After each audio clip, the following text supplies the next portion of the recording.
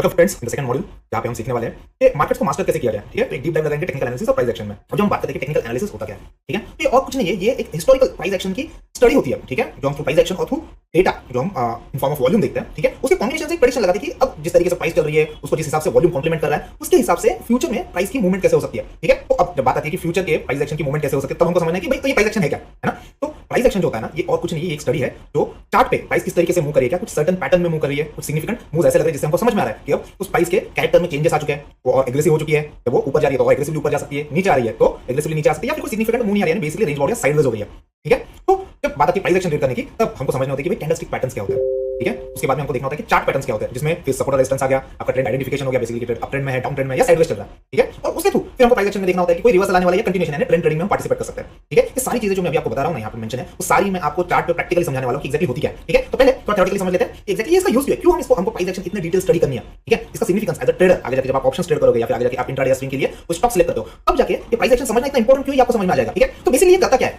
So how price action actually impacts the future trend.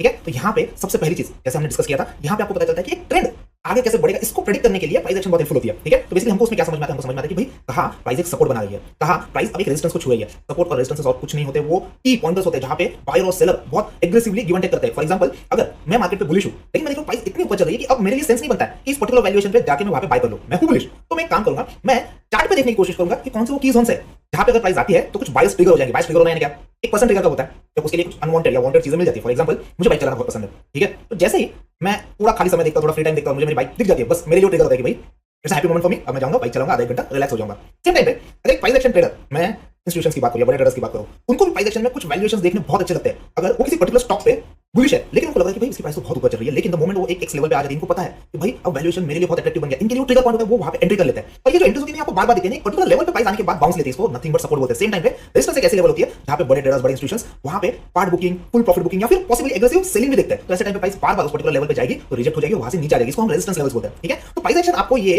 Generally support और resistance levels जो होते हैं ये आइडेंटिफाई करने में मदद करते हैं। तो यहां पे आपको पता चल जाएगा कि मार्केट के पार्टिसिपेंट्स वहां पे कैसे बिहेव कर रहे हैं। सेम टाइम पे प्राइस एक्शन जो रहती है ना, ये हॉरिजॉन्टल सपोर्ट और रेजिस्टेंस के हिसाब से नहीं चलती, कभी-कभी ट्रेंड लाइन में चलती है, यानी मार्केट हाई हाई बना है या लोअर लो बना है और एक पर्टिकुलर ट्रेंड लाइन को वो सपोर्ट लेके चल रहा होता है, तो उसके हिसाब से भी हमको प्राइस के मूवमेंट का अंदाजा आ जाता है। ठीक है, ये एक चीज हो गई कि फ्यूचर ट्रेंड्स को कैसे प्रेडिक्ट किया जाता है। अब हमारे लिए क्या है उसमें, क्योंकि मुझे तो पता चल गया यहाँ पे सपोर्ट है, मुझे तो पता चल गया यहाँ पे रेजिस्टेंस है, उन पर्टिकुलर जोन्स में सपोर्ट और रेजिस्टेंस में हम और अंदर गहराई में जाते हैं, यानी हम और छोटे टाइम फ्रेम पे आते हैं, तो वहां पे हमें प्राइस एक्शन एक्चुअली कुछ सिग्नल दे रहे होते हैं ऑप्टिमल एंट्री और एग्जिट के लिए। देखो, मेरे लिए कुछ भी चीज सीखना, उससे मुझे प्रैक्टिकली क्या मिलने वाला है, ये मैं बहुत एग्रेसिवली देखूंगा। मुझे कुछ भी, मुझे अगर कोई एक स्टेटमेंट देता है कि भाई मुझे प्राइस एक्शन से सपोर्ट और रेजिस्टेंस मिलता है, तो मुझे उससे क्या मिलेगा, तो मुझे उससे एक प्रॉपर एंट्री और एग्जिट मिलेगी। देखो, अगर प्राइस एक पर्टिकुलर सपोर्ट लेवल पे आती है और वहां पे जाके मेरे लिए जो मैं बाइंग के लिए एक चार्ट पैटर्न देखता हूं वो इमर्ज हो रहा है, अब मेरे लिए एक अपॉर्चुनिटी बन रही है। अपॉर्चुनिटी इज नथिंग बट वहां पे मेरे लिए पैसे बनाने की हाई प्रोबेबिलिटी है, राइट। तो प्राइस एक्शन पैटर्न होते हैं ऑप्टिमल एंट्री एग्जिट दे रहे होते हैं। एट द सेम टाइम जब हम ओवरऑल प्राइस एक्शन की बात करें, मैंने आपको बताया प्राइस और उससे वॉल्यूम का कॉम्बिनेशन कैसा है, उससे भी हमको बहुत सारी चीजें पता चलती है। तो अगर प्राइस ऊपर जा रही है और एक सिग्निफिकेंट वॉल्यूम है पार्टिसिपेंट्स के साथ जा रही है, तो हमें पता चलता है कि भाई ट्रेंड बहुत स्ट्रांग है। कभी-कभी कॉन्ट्राडिक्ट सिनेरियोस क्रिएट हो जाते हैं, यानी प्राइस नीचे जा रही है, प्राइस ऊपर जा रही है, लेकिन वॉल्यूम सपोर्ट नहीं मिल रहा है। ऐसे टाइम पे हमको पता चल जाता है कि भाई यहां पे कुछ तो गड़बड़ है, यहां पे प्राइस